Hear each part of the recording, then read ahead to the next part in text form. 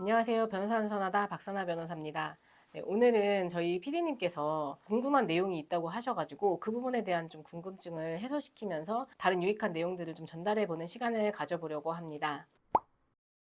주말에 팝업 스토어에 가서 물건을 샀는데 카드를 제가 직접 꽂았고 수거를 해서 가져갔어야 했는데 저도 잊어버리고 결제해 주신 분도 잊어버리신 거예요. 네. 제가 산 물건의 금액과 다른 금액의 문자가 하나 더 와 있었던 거예요. 가서 물어봤는데 제 카드가 그대로 꽂혀 있었고 다른 제 뒤에 계신 분이 제 카드로 결제를 하고 가버리신 거예요. 저는 돈을 돌려받기는 했는데 이럴 경우에는 어떻게 처벌을 받는지.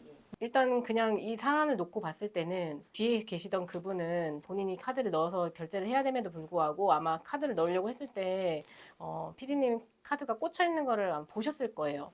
보셨음에도 불구하고 그에 대해서 고지를 해주지 않고 그냥 계셨던 거라고 보여지는데, 그렇다고 한다면은 사기죄에 해당을 할 걸로 보여집니다. 왜냐하면 사기죄가 그 타인을 기망을 해서 기망에 속은 타인으로 하여금 재산상의 처분행위를 하게 하고 재산상의 이익을 취득을 해야지 사기죄가 성립을 하거든요. 뒷사람의 입장에서는 자신이 자신의 카드를 꽂지 않았다는 거를 점원한테 알리지 않은 게 기망행위가 되는 거예요. 다만 여기서 이제 상대방은 아마 카드가 꽂혀 있는 거를 몰랐다고 주장을 할 가능성은 있어 보여요. 이 사안의 경우에는 본인이 직접 카드를 넣어야 되는데 그럼 카드도 안 넣고 결제가 된 상황이라는 걸 몰랐다고 보기는 좀 어려울 것 같아서 주장은 받아들여지기는 힘들 것 같고 사기죄 성립할 것 같습니다.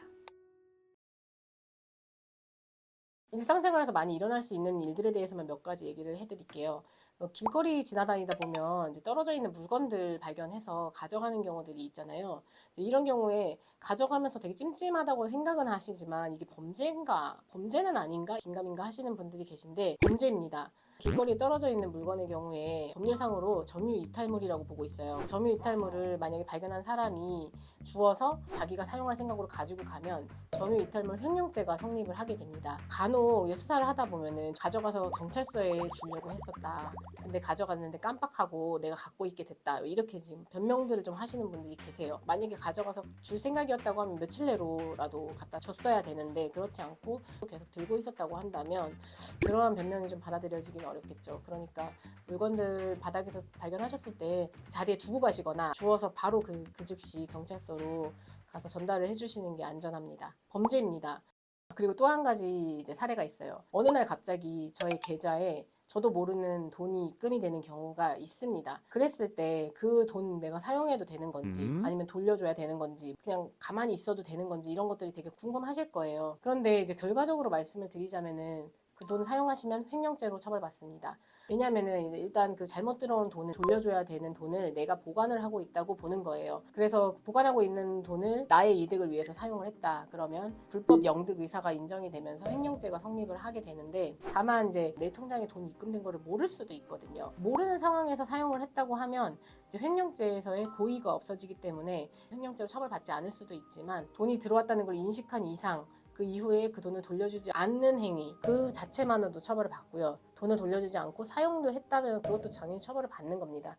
그리고 또 한 가지는 거스름돈을 잘못 받는 경우들이 있거든요. 1,000원 받아야 되는데 5,000원을 받은 거예요. 그러면 순간적으로 어떡하지? 그냥 갈까? 이런 생각이 들죠. 그래서 그냥 가시면 사기죄가 성립합니다. 그 순간 나는 내가 돈을 잘못 받았다는 걸 인지를 했기 때문에 판매자에게 얘기를 해서 다시 1,000원만 받아야 되는 그런 의무가 있는 건데, 그 말을 하지 않음으로써 묵시적으로 점원을 기망을 하게 되는 거고, 그 기망함으로 인해서 점원은 다시 돌려받아야 되는 4,000원에 대해서는 돌려받지 못하는 처분행위를 하게 된 걸로 보기 때문에, 그래서 결과적으로는 사기죄로 처벌을 받을 수 있는 사안입니다. 그리고 이제 마지막으로 한 가지 더 사례를 말씀드릴게요.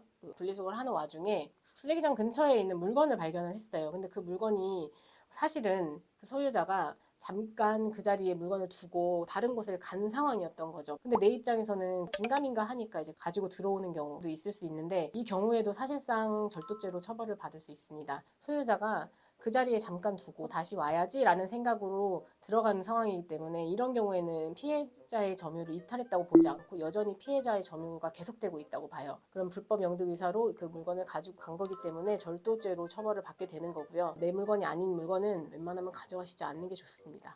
범죄입니다.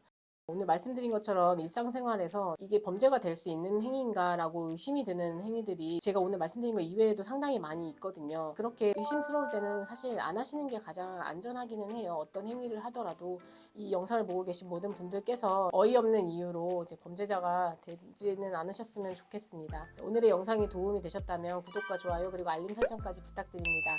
감사합니다.